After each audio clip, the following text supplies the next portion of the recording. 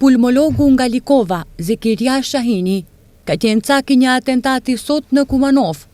Ndaj tij kanë shtënë 2 persona me pistoleta.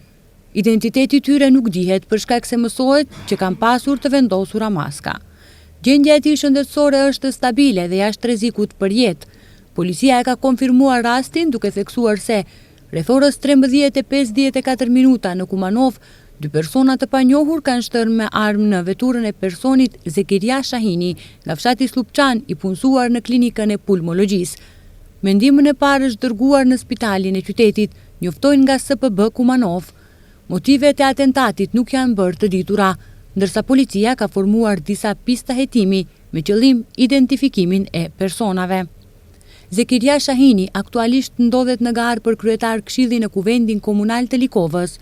Është i punësuar në klinikën e pulmologjisë në Shkup, ndërsa në vitin 2001 ka qenë ushtari i ushtrisë lirimtare kombëtare.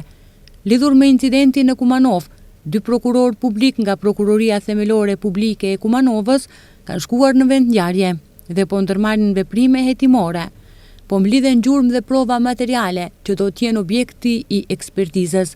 Një person është plagosur në të shtënat, ndërsa sulmuesi është në kërkim. Indikacionet fillestare nuk tregojnë motive politike pas incidentit e armatosur, por po verifikohen të gjitha rrethanat.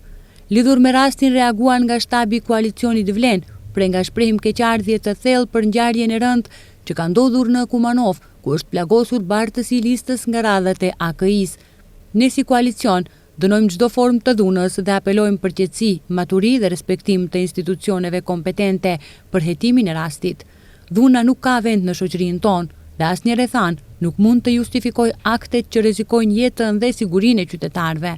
Apelojmë që organet e rendit të zbardhin sa më shpejt motivet dhe autorët e këtij akti, thonë nga koalicioni Vlen.